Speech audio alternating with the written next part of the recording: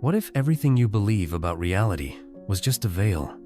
What if the world you see with your open eyes is, in fact, a carefully constructed prison built to keep your soul asleep? There is a reason why you feel different, out of place, as if there's something others can't see but that pulses inside you with force, even without a name. Maybe you can't explain it, but you feel it. In the silence between one thought and another, in the emptiness no one understands, in the exhaustion of repeating a life that doesn't seem like yours. There is a calling, and it doesn't come from the outside world. It vibrates from within. Since birth, you are taught to obey, to believe that reality is solid, that time is linear, that truth comes from outside, and that your mind is just a powerless observer. You were trained to doubt what you feel and blindly trust what you're shown. But eventually, the mask of normality begins to crack. The soul screams, coincidences pile up, dreams become more vivid, and something inside you begins to ask, what is hidden behind the appearance of things? You sense there's a secret being fiercely guarded. An ancient code, not buried under sand, but beneath layers of forgetting. And that is why you're here. Because what was forgotten is trying to be remembered. In this very moment, while the world sleeps in noise, you've been guided not by chance, not by algorithm, but by frequency. There is something in this message that can only be understood by those whose soul has already begun to awaken. If you stay until the end, an ancient truth will be restored inside you. A truth that Thoth, the architect of the invisible, left behind, not for the curious, but for those who were ready. And if you're listening, maybe that time has come. But pay close attention. What will be shared here is not entertainment, it's risk. Because when you hear what sets you free, the world that keeps you trapped begins to collapse. And not everyone is ready to see their own chains. Not everyone can bear the responsibility of creating their own reality. That's why few listen. Even fewer understand. But those who recognize it are never the same again. I say this because I too walked through that desert. I felt lost in the noise of the world, wondering if something was wrong with me for not fitting in.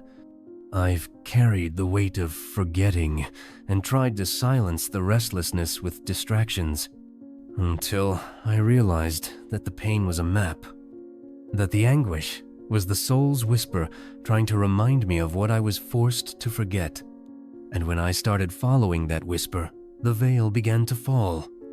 Not all at once, but layer by layer. And now, it's your turn. If something inside you trembles as you read these words, stay, breathe deeply, and go all the way to the end. Because what is about to be revealed is not a theory. It is a vibrational reminder of who you truly are. And that reminder can change everything. If something inside you has begun to awaken, write in the comments, "The veil has begun to fall." That simple phrase isn't just a comment. It's a vibrational seal, a silent confirmation that you're ready to remember. And if you feel you need to continue this journey, sign up now. The next messages won't come by chance. They'll come for those who have chosen to wake up. There comes a moment subtle, almost imperceptible when the external world begins to lose its grip on you. It's not a dramatic event. It's not a vision, nor a voice from the sky. It's a quiet dissonance, a strange disconnection from the ordinary rhythm of life. Things that once excited you now feel hollow. The smiles you wear no longer fit. And though nothing has visibly changed, everything inside you feels misaligned. It's as if the world continues spinning, but your soul has paused, waiting for something your mind can't yet name. That sensation, the invisible ache, the longing without form, is not madness. It's memory. It's the echo of a forgotten truth vibrating inside your bones. And it begins like this. You start asking questions you were never taught to ask. Why does time feel artificial? Why do patterns repeat? Why do I sense something behind people's eyes, something deeper than what they say? The external world offers distractions, explanations, formulas, but none of them satisfy the hollowness in your chest. This is the invisible calling, the signal that the soul sends when it is ready to awaken not to new information, but to ancient remembrance. A calling that bypasses logic and whispers directly to the timeless part of you. That is why others around you don't feel it. Why they tell you to get over it, to focus on reality. But they don't understand, because they can't hear what your soul is now beginning to scream in silence. This world is not all there is. You were not born to sleep. And so the questions intensify, not externally, but internally. The coincidences multiply, numbers repeat, dreams grow more vivid. People appear and vanish like symbols in a language you've forgotten how to read. And in the midst of this unraveling, something sacred happens. You stop trusting what they told you was real and begin sensing a truth that can only be felt. You are not malfunctioning. You are remembering. And it is precisely here, in this sacred confusion, that the first portal opens. Because when the illusion begins to crack, light starts to leak through. But that light is not outside you. It's emerging from within, from a part of your consciousness that was never asleep, only silenced. What happens next will challenge everything you were conditioned to believe. Long before the first temples were built, before empires drew borders on maps and religions claimed to own the truth, there was a presence that moved silently through the ages. A force that did not need monuments, altars, or worship, because it did not exist to be believed in. It existed to be remembered. That force has many names, but in the sacred tongues of the ancients, it was known as Thoth. To the unawakened eye, Thoth appears as mythology, a figure with the head of an ibis, holding a pen and scroll, carved in stone across the walls of forgotten civilizations. But that is merely the symbol. The truth is far more vast. Thoth is not a character. He is a frequency, a primordial intelligence, a timeless architect of the laws that govern creation itself. His presence is not trapped in history, it pulses beneath it, not as a god to be adored, but as a consciousness to be activated. The priests of old understood this. They did not call upon Thoth for favors, they sought him for truth, because to them he was not a myth, he was the code, the balance between light and shadow, the force that mediates between the visible and the invisible, between what is born and what never dies. While other deities represented aspects of life, war, fertility, seasons, Thoth embodied the structure behind them all, the silent pattern, the invisible law, the keeper of vibration. He did not ask to be worshipped, he asked to be remembered. And every time humanity drifts too far from its divine nature, he returns, not with fire or thunder, but in symbols, dreams, synchronicities, in moments that make your soul pause and whisper, "There's more." Thoth is not bound by form. He does not reside in statues or scrolls. He hides in questions, in geometry, in sacred texts you stumble upon at just the right time, in the thought you weren't supposed to think. And when he reappears, it is never random. It happens when a soul is ready to tear the veil and reclaim the forgotten throne of its consciousness. Right now, as you listen to this, perhaps it's already happening to you. That's why these words aren't just being heard, they're being recognized. Because Thoth is not outside you, he is the whisper within. And the moment you realize this, the ancient codes begin to reawaken. If these words stirred something ancient inside you, write in the comments, "I remember." That single phrase is not for the world. It is a signal to your soul, a seal of recognition that the scribe of the invisible has been reactivated within you. And we are only just beginning. You've been taught that knowledge comes through reading, through study, through logic. That books are paper, ink, and ideas arranged in lines and paragraphs. But the true books, the ones that awaken the soul, were never written for the eyes. They were encoded for the frequency of those who are ready. The so-called books of Thoth are not legends. They are living maps, vibrational templates embedded in the unseen fabric of reality. Not everyone can perceive them. Not everyone is meant to. Because these aren't books you open with your hands. They open when the soul aligns with their resonance. And when they do, you don't read them, you remember them. Every symbol, every sentence, every line is a seed planted deep within your unconscious, waiting for the right moment of spiritual ripeness to bloom. When you are still entangled in mental noise, they look like riddles, myths, metaphors. But when your consciousness begins to rise, they burn. They ignite an inner flame that language alone cannot contain, and you realize this is not information. It is activation. That's why so many who stumbled upon these texts found nothing but confusion, while others, in silence, were transformed without reading a single page. Because it is not your intellect that decodes these books. It is your vibration. It is your ability to attune your inner field to what was once silenced by the noise of the world.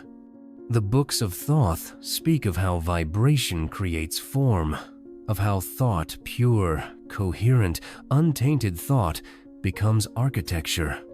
They reveal that what you call reality is nothing more than a field, and that field responds not to effort, but to frequency. The codes speak of time as a spiral, not a line, of death as transition, not end, of manifestation as alignment, not magic.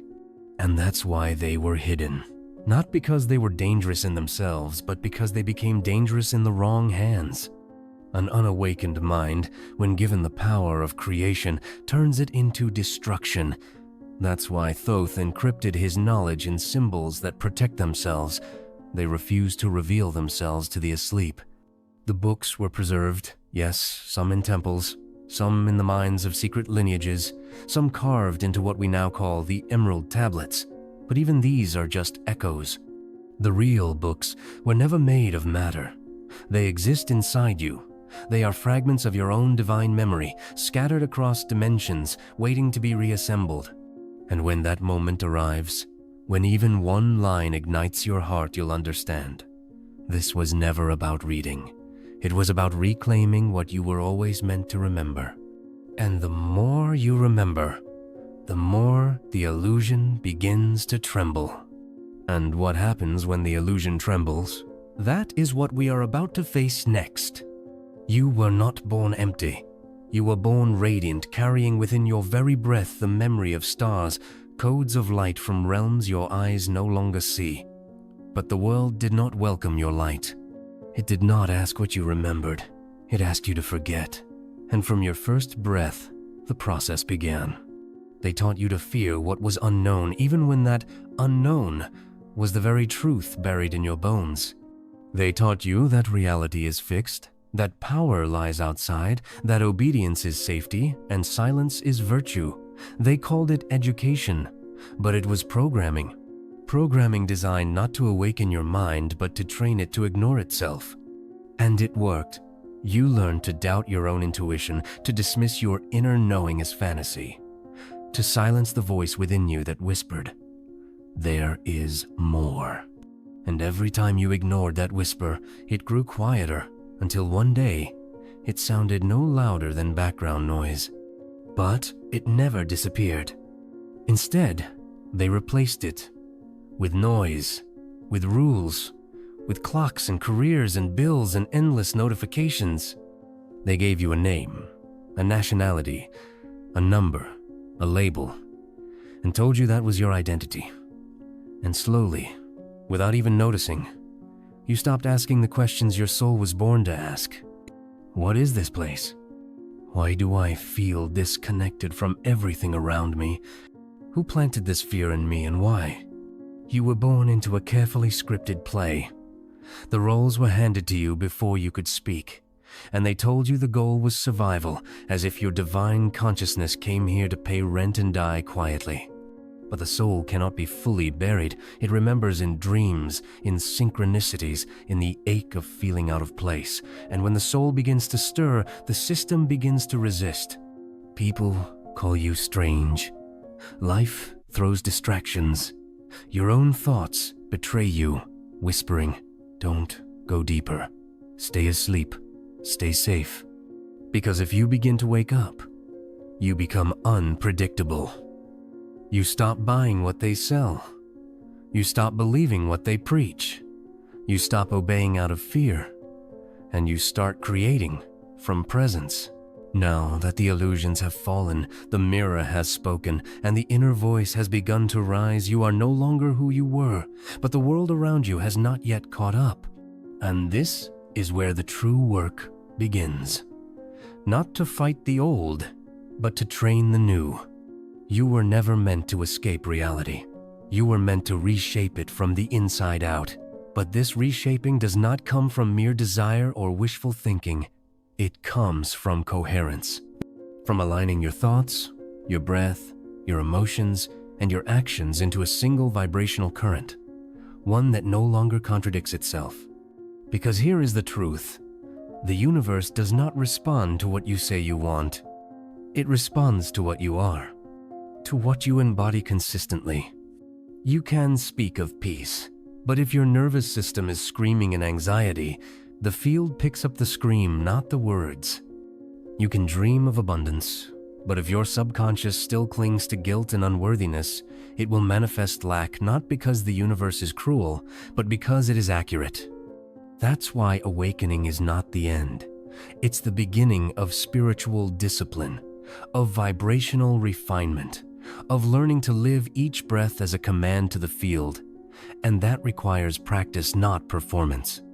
It begins with awareness, watching your thoughts not as truths, but as patterns, pausing before reacting, asking, "Is this feeling coming from my soul or from my old programming?"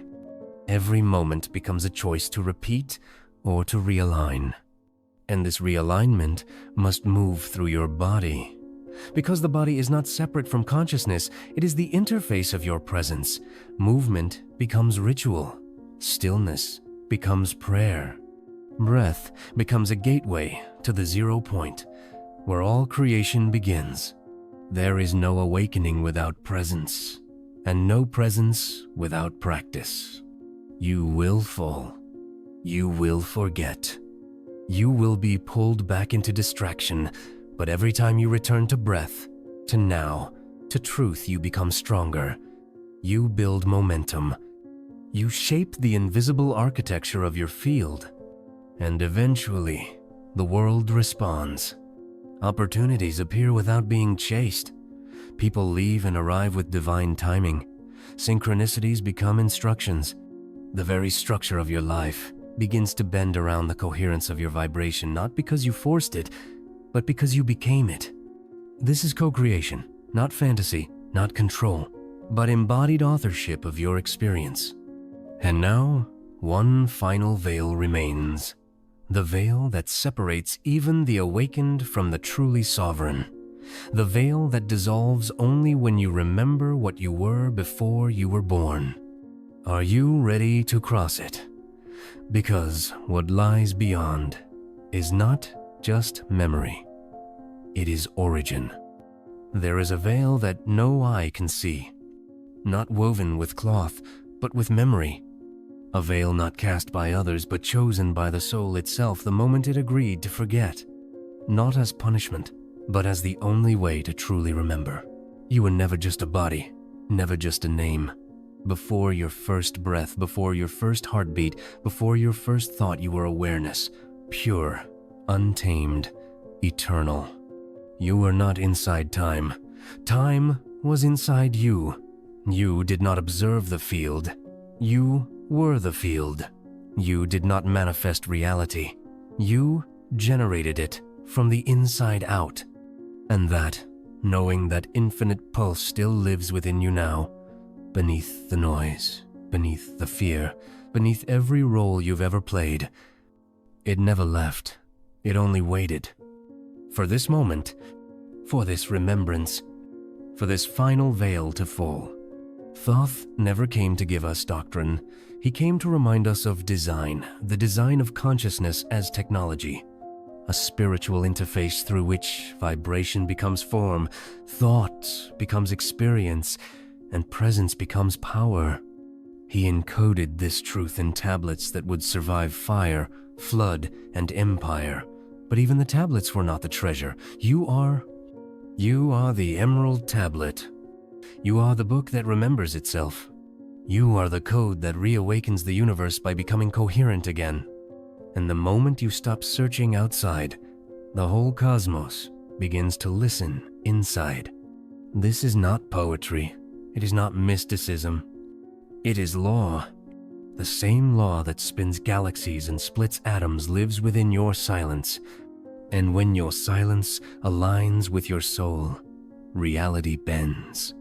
So now the question is not if you're ready. The question is, will you trust what you feel more than what you see? Because the next step does not require certainty, it requires presence. The next chapter is not written by destiny, it's authored by vibration. And the next version of you is not waiting in the future, it's waiting in the now.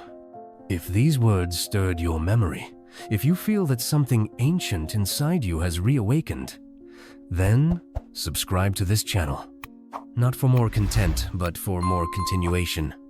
The next messages will not come by chance.